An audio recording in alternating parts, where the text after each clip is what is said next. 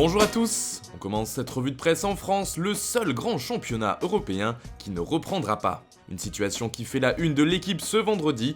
Le journal se demande même si on ne se retrouve pas comme des cons, alors que les championnats vont repartir en Espagne, Angleterre et Italie, et que le foot a déjà repris en Allemagne. L'autre information du jour dans le quotidien, c'est l'Olympique lyonnais qui a ciblé un ancien international français. En effet, les Gaunes travailleraient en toute discrétion sur la piste Mamadou Sakho. À un an de la fin de son contrat avec Crystal Palace, le défenseur central pourrait donc faire son retour en Ligue 1, lui qui est l'une des priorités de Rudy Garcia, le coach de l'OL, notamment pour sa dimension de leader de groupe. On part maintenant en Italie où toute la presse fête le retour du football, car c'est désormais officiel, la Serie A va bien reprendre le 20 juin prochain.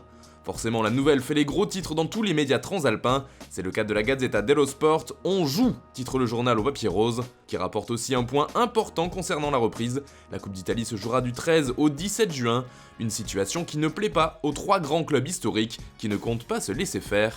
L'Inter, l'AC Milan et la Juventus refusent ce calendrier et menacent même de ne pas envoyer leur équipe. Ce sont les Nerazzurri qui mènent la fronde car ils pourraient jouer jusqu'à 3 matchs en 6 jours, entre la demi-finale, la finale et le championnat. Leur solution serait d'envoyer l'équipe réserve pour jouer les demi-finales de la coupe.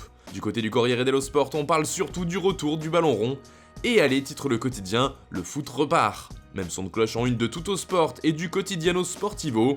Un été avec de la Serie A tous les jours peut-on lire en une de ce dernier. En Angleterre aussi on célèbre la reprise du championnat. Le retour du foot y est également officialisé depuis hier, ce sera le 17 juin. Le football est de retour, s'émerveille le Daily Express.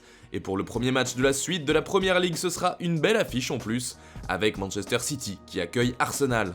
Pour The Sun, c'est un amour d'été qui s'annonce. Une parenthèse enchantée mais pas pour tout le monde. En effet, Liverpool pourrait ne pas rejouer à Anfield avant d'avoir décroché le titre au minimum. Les instances redouteraient un attroupement des fans des Reds pour fêter le titre de champion.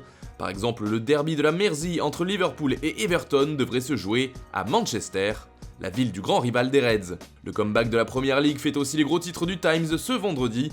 Le journal anglais rapporte également un autre retour, celui d'N'Golo Kanté.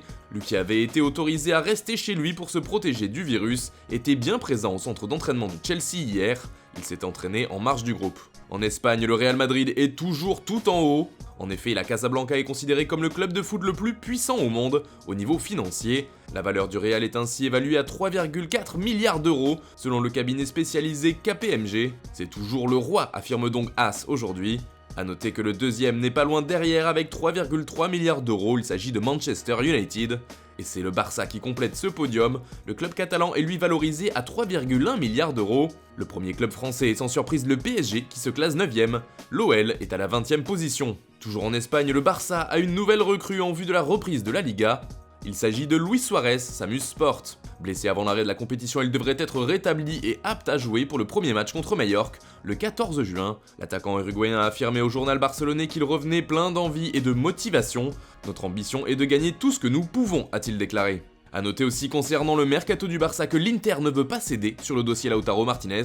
Le club lombard ne veut pas laisser partir son buteur, le seul moyen de le faire venir sera de payer la clause libératoire de 111 millions d'euros, comme le rapporte Sport. Enfin, on termine ce tour de la presse au Portugal. David Luiz pourrait bien faire son retour du côté de Benfica, son premier club en Europe.